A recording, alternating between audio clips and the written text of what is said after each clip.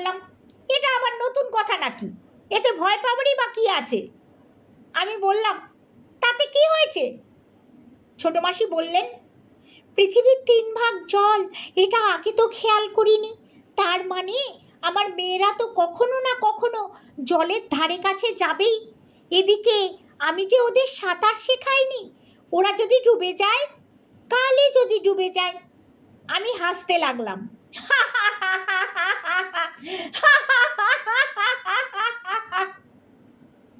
ছোট মাসি বললেন, ধর, ওরা লেখাপড়ায় খুব ভালো হলো, তারপর বিলেত আমেরিকায় গেল। আমি বললাম, তা তো যেতেই পারে। তখন সমুদ্র পেরিয়ে যেতে হবে।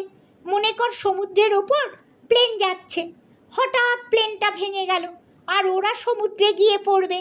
তখন যদি সাঁতার না জানে, উরি বাপ্পা, কি সাংঘাতিক ব্যাপার হবে। বালাই ষাট, ওদের প্লেন কেন ভাঙবে? তবে যদি প্লেন ভেঙেই যায়, তখন অত উঁচু থেকে সমুদ্রে পড়লে প্যারাসুট থাকবে তো। প্লেনে প্যারাসুট থাকে না, প্যারাসুট করে জলে নামবে, তারপর তো সাঁতার জানতে হবে। আমি কল্পনা করতে লাগলুম, প্লেন থেকে প্যারাসুট নিয়ে আমাদের রুমুঝুমু নামছে আটলান্টিক মহাসাগরে, তারপর জলপরীদের মতন সাঁতার কাটতে লাগলো। ধর যদি জাহাজে করে যায়, জাহাজও তো ফুটো হয়ে যেতে পারে। তা তো বটেই। পরশু থেকে ওদের গরমের ছুটি, পরশু থেকেই আমি ওদের সাঁতার শেখাবো। ঠিক আছে, আমি ওদের সাঁতার শিখিয়ে দেবো খন। তুই সাঁতার শেখাবি? কোথায়? কেন, গঙ্গায়?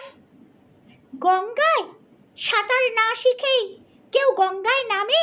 রোজ রোজ কত লোক ডুবে যায়। তাহলে বালিগঞ্জের লেকে?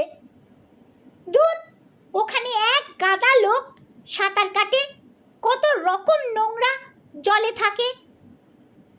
ছোট মাসি উঠে পড়ে লেগে গেলেন। তার 2 মেয়ের সাঁতার শেখাবার ব্যবস্থা করতে হবে। যে কোনো জায়গায় তো ছোট মাসি মেয়েদের সাঁতার শেখাতে যাবেন না। একদম পরিষ্কার জল চাই, সেই জলে আবার ওষুধ ফেলতে হবে। তার আগে মেয়েদেরও নিতে হবে নানা রকমের ইঞ্জেকশন। ছোট মাসির নানা জায়গায় চেনাশুনো, শেষ পর্যন্ত তিনি ব্যবস্থা করে ফেললেন কলকাতার খুব বড় একটা ক্লাবের সুইমিং পুলে। তাও অন্য সকলের সঙ্গে নয়, ভোরবেলা যখন কেউ যায় না, সেই সময় আগের দিনের জল বদলে নতুন জল ভরা হবে, তাতে মেশাবেন ছোট মাসি তার নিজস্ব ওষুধ। সাঁতার শেখা